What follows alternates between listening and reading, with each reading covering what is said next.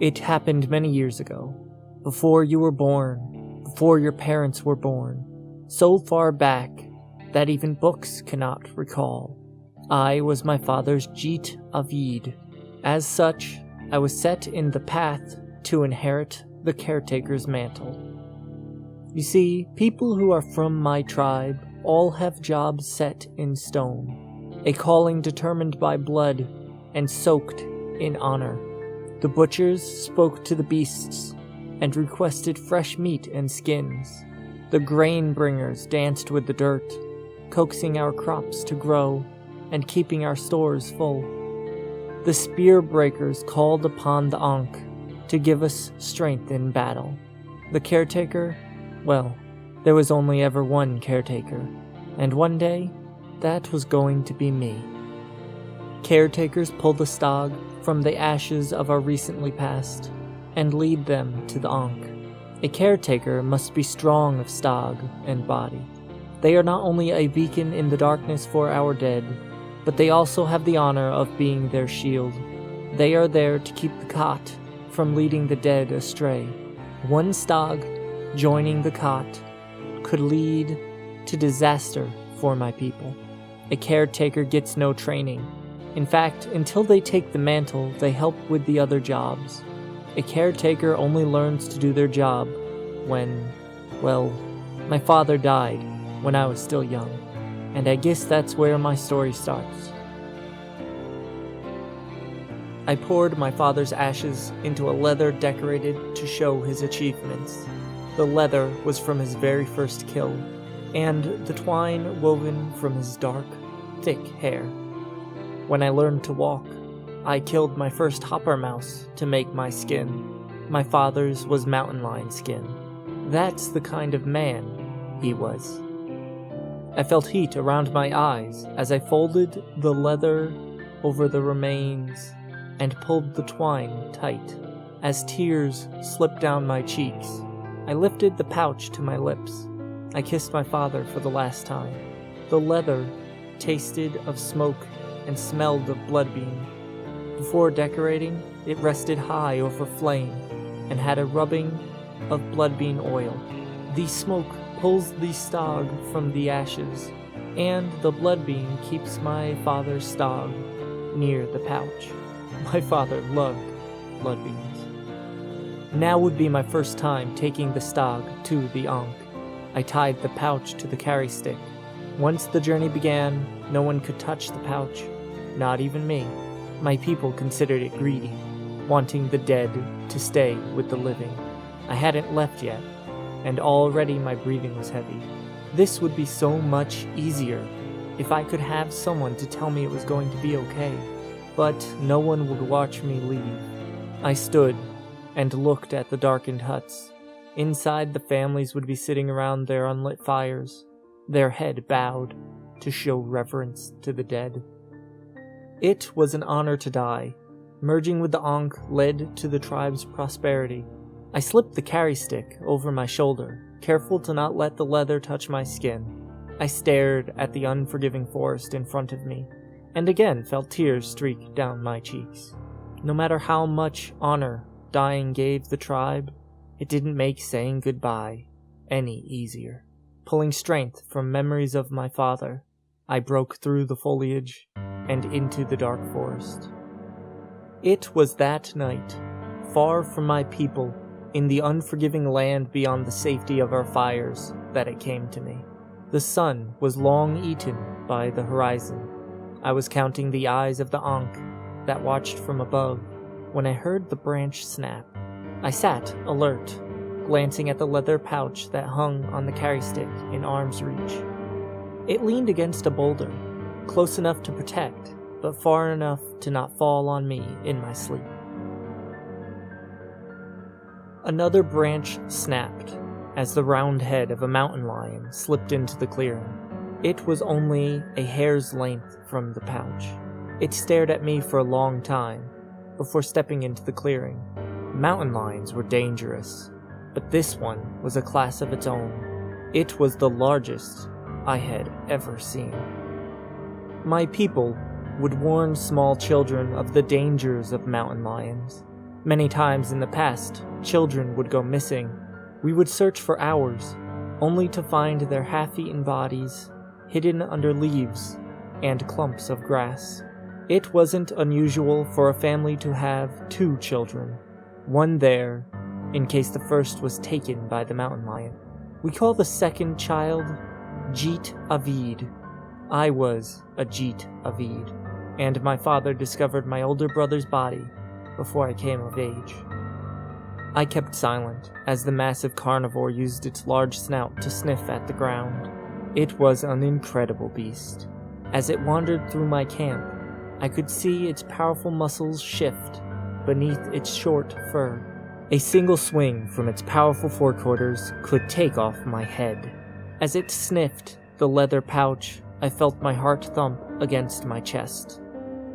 The mountain lion licked the pouch, and then glanced at me before sitting on its haunches, facing me. For several long moments we stared at each other. The deep red of its last kill still stained its jaws. I couldn't help but think that my blood would end up in the same place. You're doing fine. The mountain lion's voice was rough, deep, and filled with familiarity. This is what you were born for. No.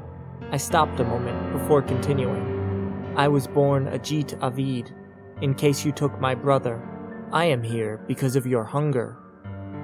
The mountain lion laid down, resting its large head on his forepaws. I suppose you could blame me. It's easier than realizing that your destiny was to be right here, right now. You like to take the easy way, don't you, rodent killer? I forced myself to stand, even though my legs were mush. I am Maght, future caretaker of my tribe. I will be taking my father to join the Ankh, and you're not going to stop me, beast. The mountain lion stood, its mouth opening to a wide smile, revealing its razor teeth. Well, I am impressed. I expected a rodent killer like you to be more fearful. There is hope for you yet. It leaned over, grasped my father's carry stick, and tossed it at my feet. Pick it up. Let me tell you what comes next, my fearless caretaker. It was at that moment that I realized why the voice was so familiar. As if declawed, this ferocious creature now brought me as much fear as my parents had. Not surprising, because this mountain lion was my father's stog. With tearful eyes, I reached down and lifted the carry stick to my shoulder. First, that pouch you carry is nothing but a bundle of ashes and leather. The mountain lion walked to my back and sniffed the pouch. I don't understand. I glanced at the hanging pouch, which still felt important to me. My people sing songs of its importance. The stog pushed my back, causing me to fall to my knees. It holds no power on its own, and as long as you carry it, that will be true. The pouch normally attracts stog, both Kat and Ankh. When you hold it, you restrict that attraction. So how are you here? I got to my feet. You shouldn't know where it is. The mountain lion nudged some branches out of the way and began walking through the forest. I rushed to catch up and was stuck jogging to keep up with the feline's walking speed. For several hours we traveled in silence. Soon the sun rose over the horizon, and I expected the stog to vanish, but it didn't. Can you sense who I am? The silence broke as we stopped for a rest. We were sitting on a hill overlooking a large grassy plain. A group of hoofed animals grazed in the distance, and the mountain lion eyed them with a look of hunger. You are my father's stog. How do you know that? The carnivore licked its paw. I brought my hand to my chest and pressed it against the beating of my heart. I can feel it. It's like there's a line going from me to the pouch, and from the pouch to you. My father's stog rolled over, so that the sun warmed its belly. Do you remember when he would take you out on the lake? When he wanted to catch the large fins, he dropped a heavy rock into the water tied to the boat. Then the boat wouldn't go anywhere while you both dived into the water. I remember, I said, but the truth was that I didn't. My father never took me out to catch large fins. That was always my brother. After my brother died, my father never went out to catch large fins again. The pouch is like the boat, drifting in this realm trying to find its way to Stog. It doesn't care what type of Stog it is. You are the anchor, there to keep the pouch from drifting. A pouch without an anchor would collect Stog of all kinds. The Stog licked its lips as it stared at the hooved creatures. Why do you hunger? You could catch one. I pointed at the grazing beasts. The predator stood and stared down at me. Just because you want something doesn't mean you should have it. You learned this back when you had chores, but your brother wanted to play. Why can you not remember all that I have taught you? Once again, the Stog was mistaken.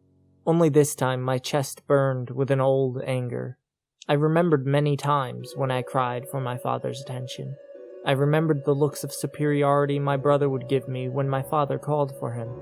I forced these memories away. I had to be strong.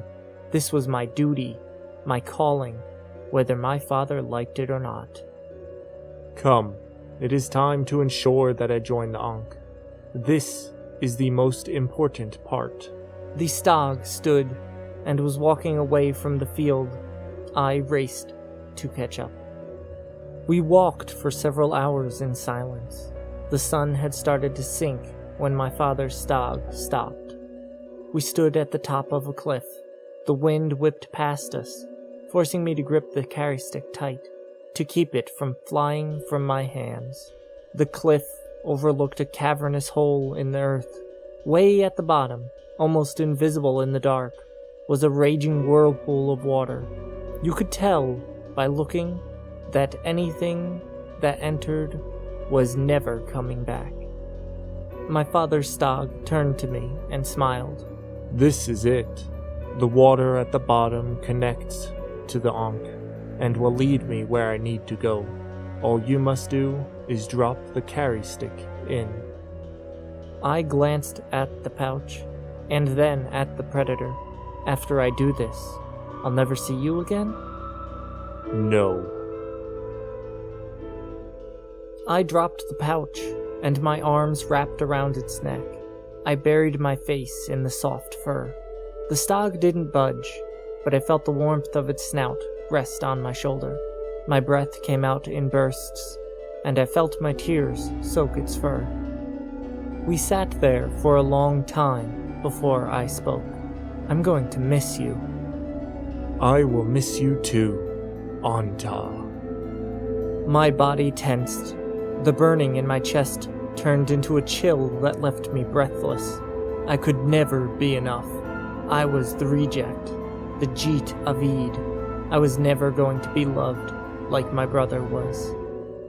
I remembered my father's destroyed expression when he found Anta's body. I remembered the way he cursed the sky. Even as young as I was, I could feel the despair as he looked at me. Me, his worthless, unreliable second son, forgotten until the moment reality leapt from beneath a bloody pile of leaves and twigs.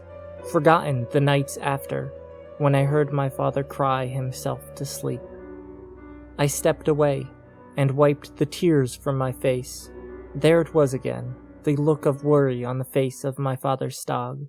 The same look of worry I saw in my father's face before he faded away. A look that screamed, "There is no hope to be had." The sky above us burst with color as a second sun grew. Why can't you believe in me? Why can you only see my brother when you think about how far we've come? Why am I forgotten? Wait, stop. You have to calm yourself.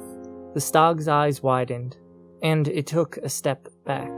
Please, Anta. Everything went quiet as I stared at the beast. It was visible in its eyes. It knew its mistake, and before it could move, I pulled the pouch from the carry stick and ripped it open. The air erupted with noise and heat as the second sun flew toward the earth.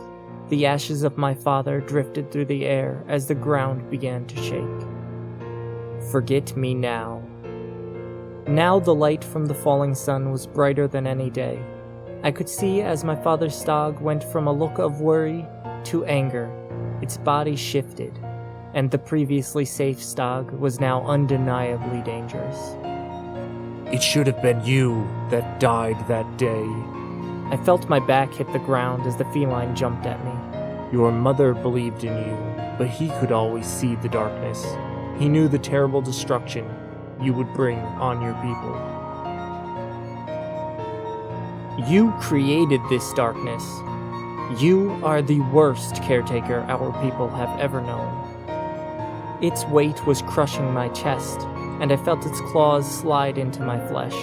I watched its eyes as I choked on the blood filling my lungs. I looked into what should have been my father's eyes, but all I saw was an emptiness and hunger. The sun finally collided with the earth, and the ground beneath us broke away. We dropped into the now boiling water below.